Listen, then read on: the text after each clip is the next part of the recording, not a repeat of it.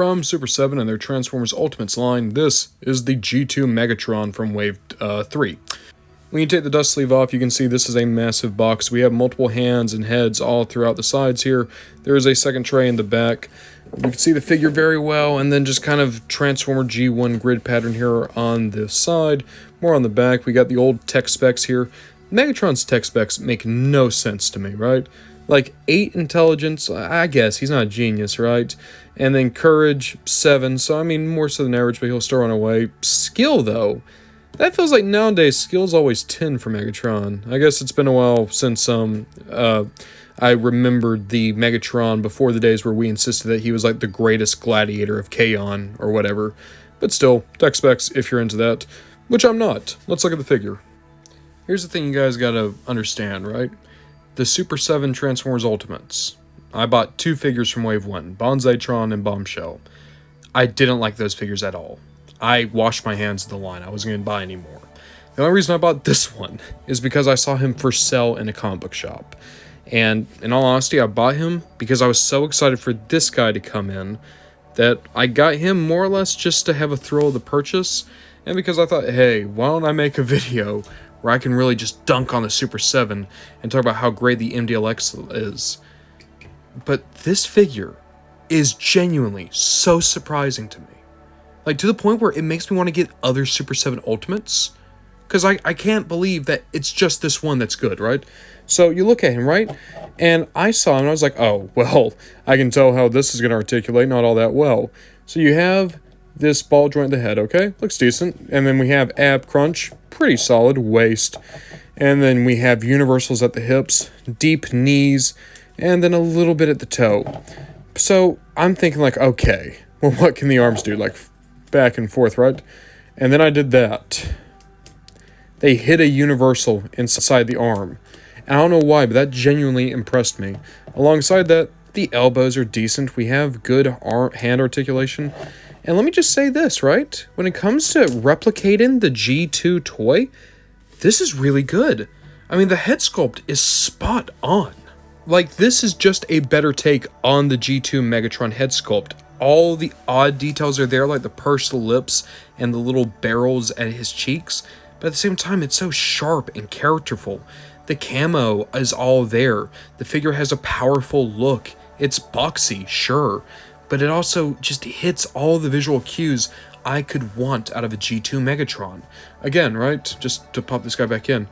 Love this figure, but he was a G1 Megatron that they gave a fancy paint job to.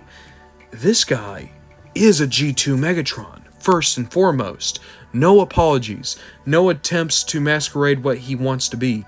He is that G2 design. And that's without getting into the accessory game here.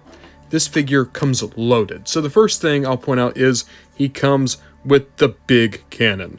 So this does have a few pieces to it, but it's like this doesn't fold out like the original one does. But even the sticker, like they remembered the big stick. They just put it there on the barrel. So you put this on here on the shoulder. Doop. It should just pop in. There we are. And there. Now you have Megatron with his proper big FU cannon off his shoulder. Well, that's all well and good. I mean, let's be honest. That's a pretty big hunk of plastic. But then they just kept going. Okay?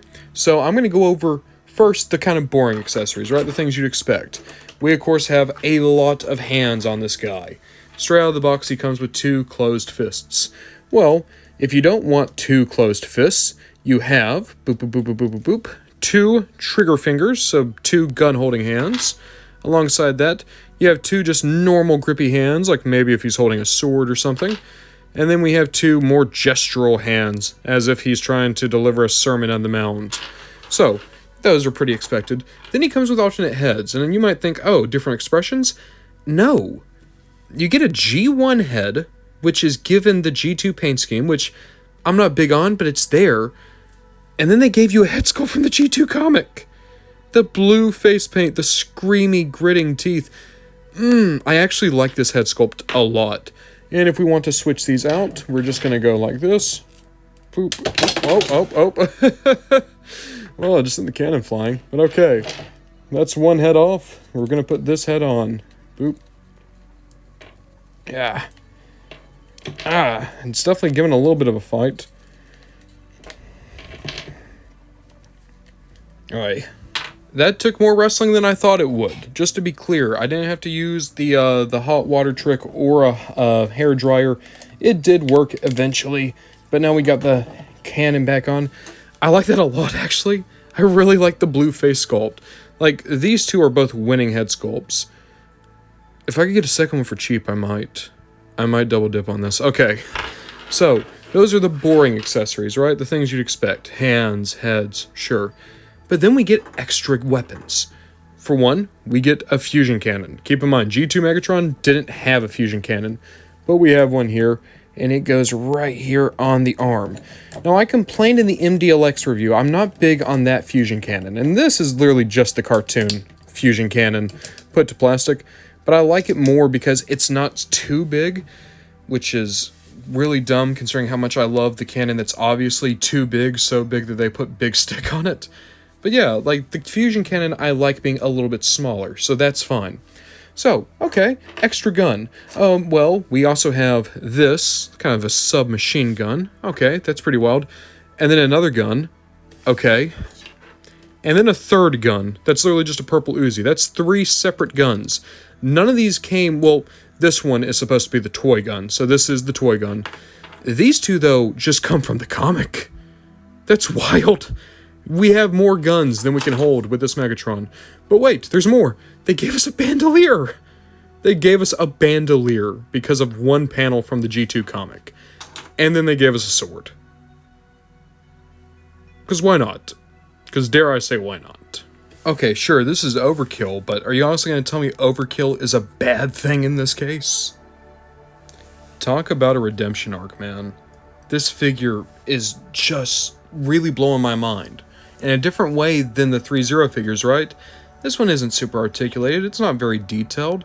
It's just the sheer, unadulterated enjoyment for how dumb and yet also how cool this idea is.